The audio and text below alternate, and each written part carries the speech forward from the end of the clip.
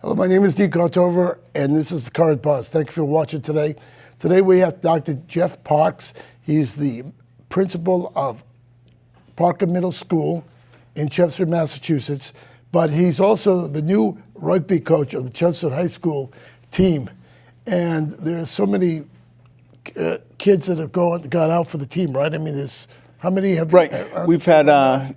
We had our initial meeting on last week, and we had about 25 kids. Oh, come. good. Okay. Yep. We're going to talk about rugby, but we're also going to talk about the Parker Middle School and how it's going.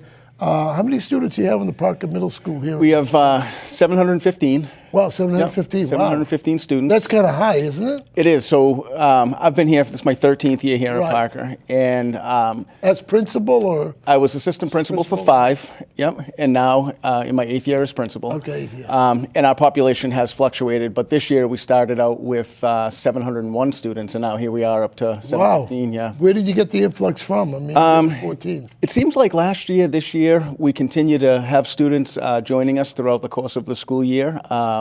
And I think throughout town, as new developments open and new opportunities for people to move into Chelmsford, and then, so the students are coming to our schools. Right. Yeah. What's that program there where you could bring in outside students? School choice. School choice. Right. People have school choice to come in the middle schools here in Chelmsford. And there's a certain number. There's a certain number determined by the school committee each year. Right. But typically, students who are brought into the district through school choice wouldn't start during the school year. It's oftentimes that's determined over the summer, and then so we can prepare for them. I see.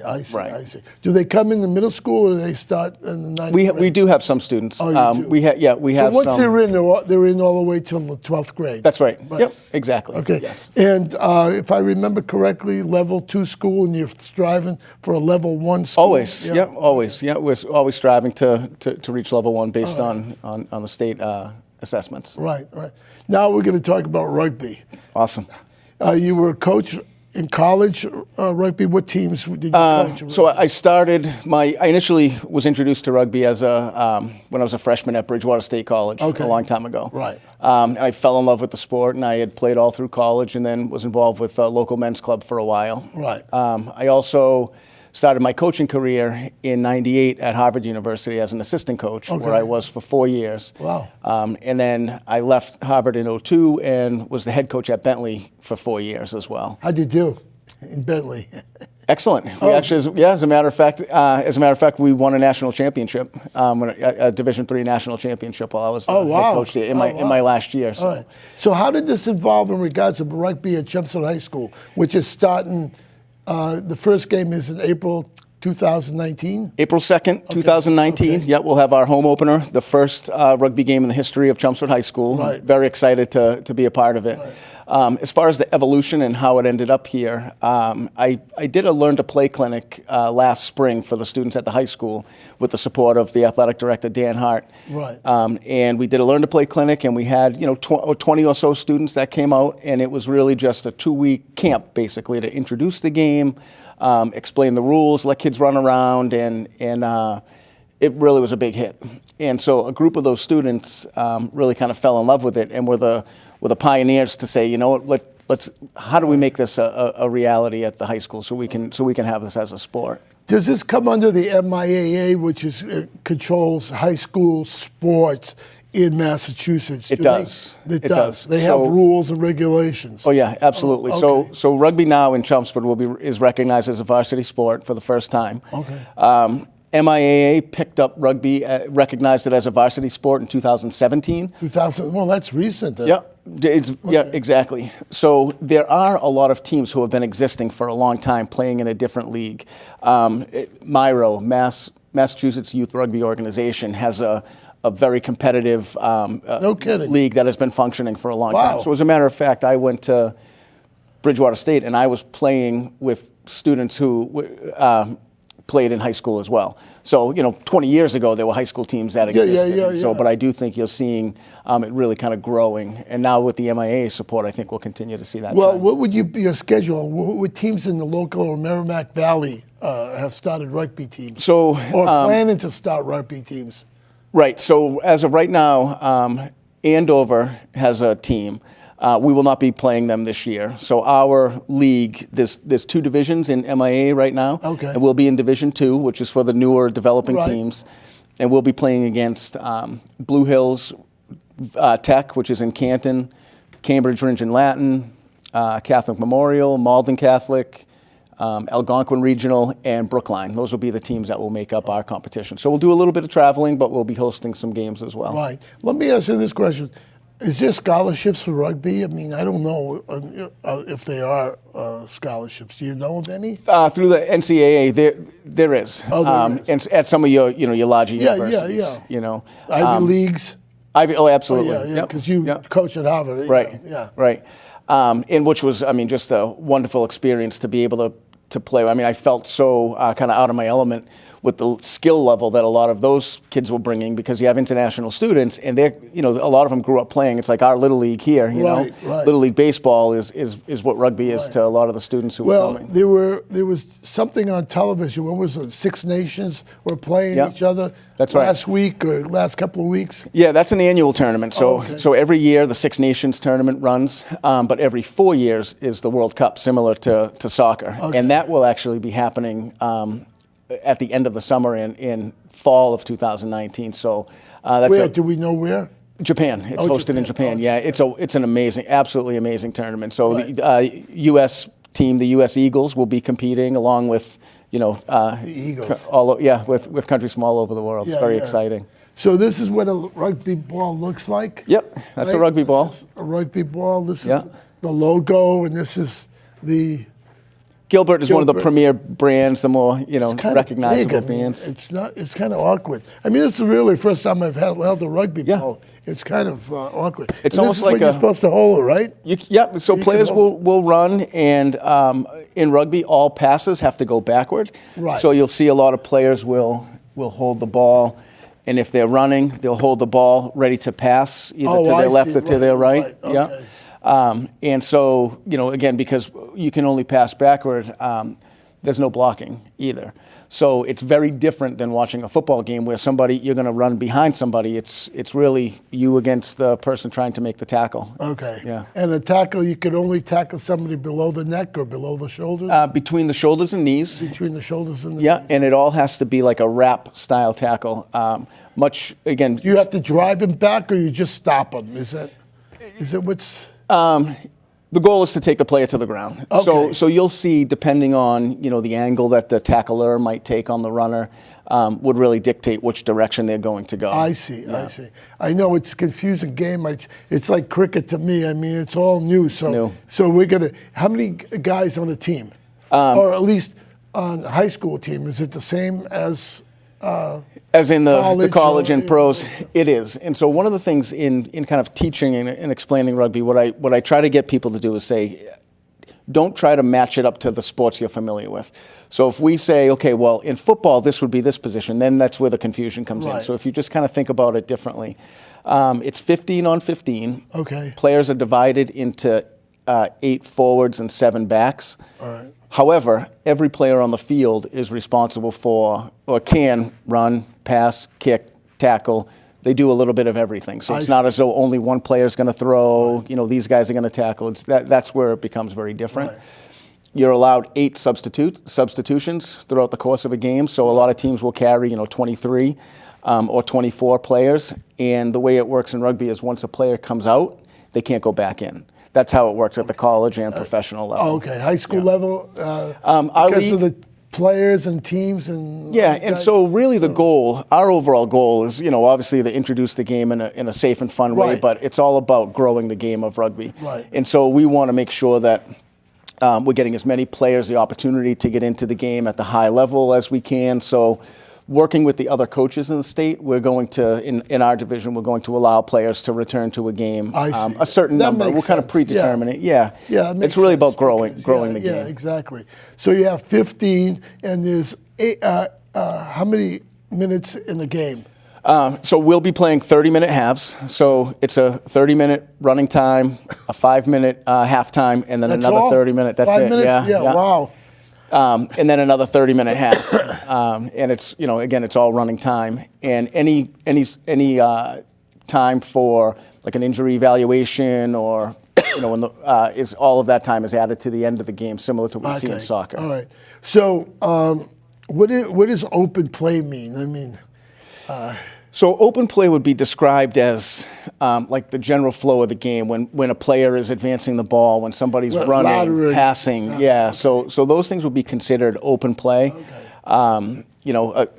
The kicking game, anytime where the players aren't bound to each other, or aren't in a set play, which is what the other part of it would be, open play and set play. Right. Okay. And that's where people the set play would be things like scrums. Yeah, explain the scrum. That's everybody knows the scrum, Right, the terminology. That's right. So let's explain it to everyone what it actually is. Okay. So the purpose, if I could just take this Okay. again, if we're against each other, Right. the purpose is for my team of our 8 forwards and your 8 forwards to engage in a pushing competition, basically. So they hold on to each other. They hold on to each other. and they try to push the other team. Yep, with the away. goal of having the ball come back to the back of our scrum. I see. The ball really kind of acts like the line of scrimmage, and so we want to make sure that we want to keep the ball back behind our guys, so then Right. our players would be able to run plays. So it would go from that set play Right. to open play. Who puts the ball in the middle, or is it set in the scrum? Nope, it's rolled in by a position called the scrum half. Okay. And so the scrum half would roll it into the middle, Okay. and 2 players, one on each team, use their legs to try to hook the ball back, and that position is called the hooker. They try to hook the ball back between all of their players, all the way to the back to the number 8, and then the scrum half would pick it up from there. And they would pass it diagonally and so forth. Exactly. Okay. And that's where a lot of plays are developed. So you would try to run specific plays off of those different I see. set I pieces. see. Yeah. So the guy picks it up and passes it. Now I've seen watching the Six Nation Tournament. Yep. right? I saw the guy kick the ball. What's the object of kicking the ball in the middle of the field?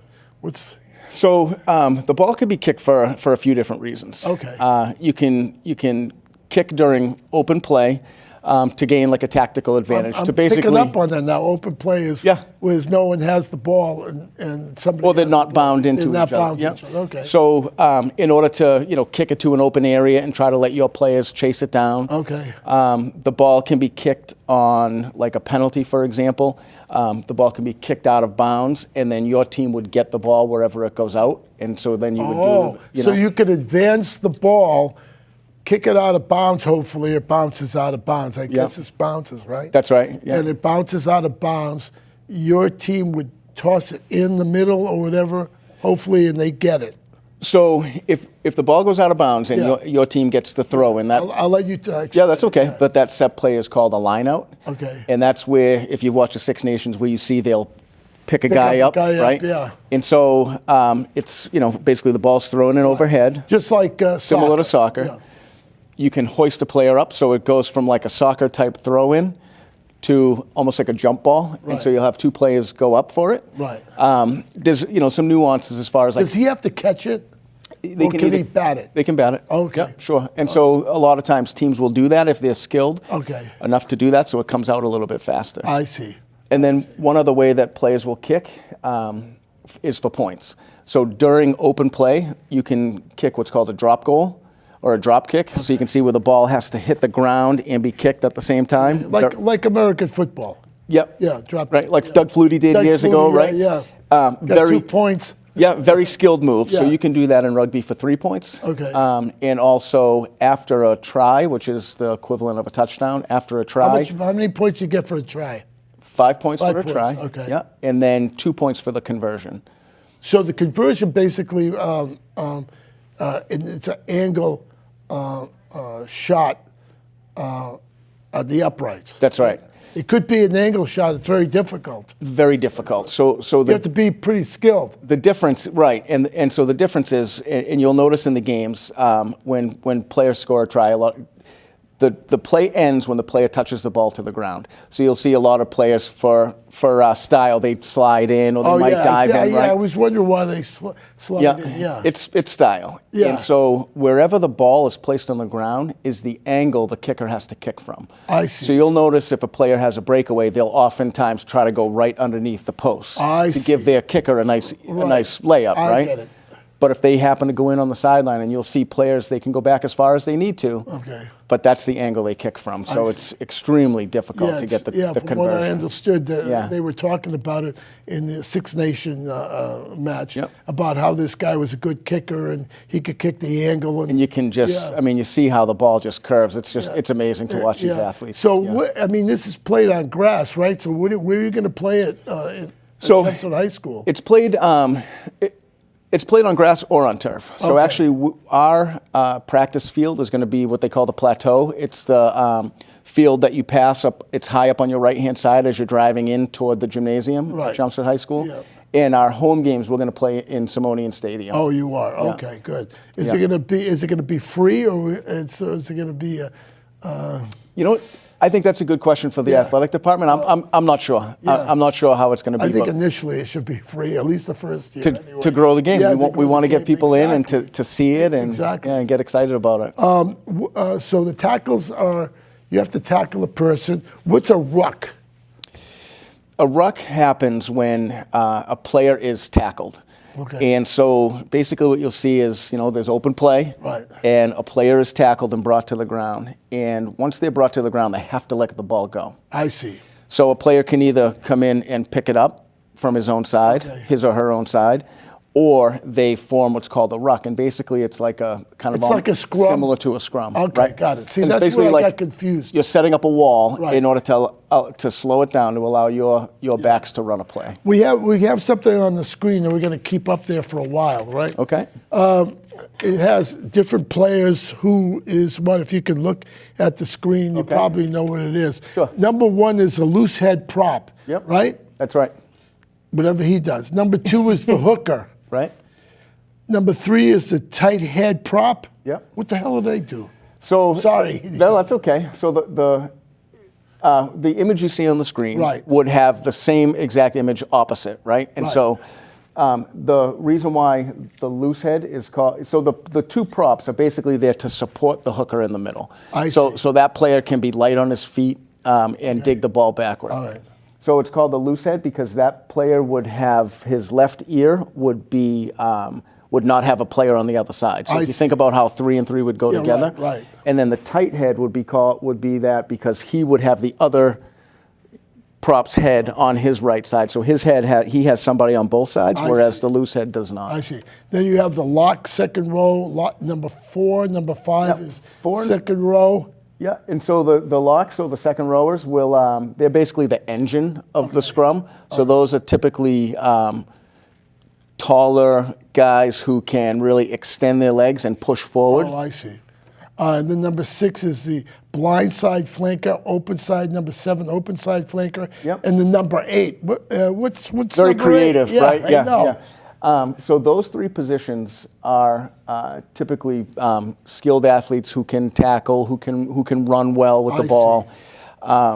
They're only bound in by themselves, so you can see where the 1, 2, 3, 4, 5 are really kind of, they have other people grabbing onto them. Okay. Whereas the 2 flankers and the number 8 are only bound in by themselves, so they can break off any time that they want once the ball comes out. I see. Now we're talking about, those were the forwards. Now we're talking about the backs.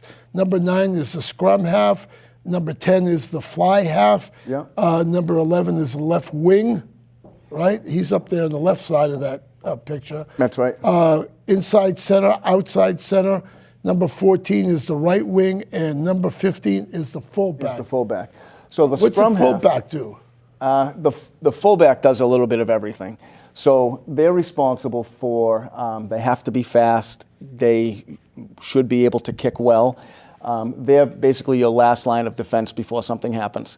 So they have to be fast and be able to tackle, strong, able to tackle. And really have to kind of understand things about the game and have confidence to be able to kick. Because oftentimes they'll find themselves either receiving or chasing a ball with 3, 4, 5 guys from the opposite team right on them, and so they need to be able to pick it up, position themselves, and return a kick or something like that to relieve pressure. Yeah.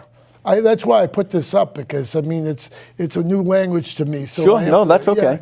Yeah, and I want people to see that, because the number 8 gets me. I like that number. Number 8 is number 8. And if you think about the scrum half, the player number 9, he or she would serve as really the link between the forwards and backs.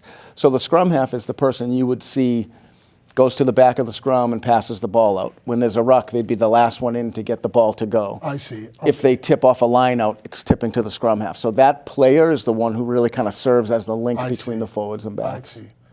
Is there anything else before we take it down that you want to talk about? No, I think, really, even just looking at the positions, again, keeping in mind that that's what it would look like on the set play. Right. And so, but once that ball comes out, everybody does everything. And so that's something where I think a lot of players really fall in love with the game, because they're not, locked into only blocking or only throw, so everybody is involved in all facets of the game. I see. Okay. Yeah.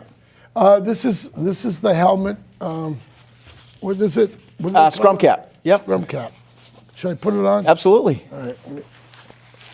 So this protects my you're ready to ears, go. right? Yeah. No. It looks good.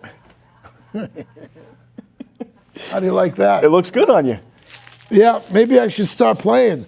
You know? As you can see, it's like a kind of a rubberized like foam. It's really for ear protection. Some players wear them.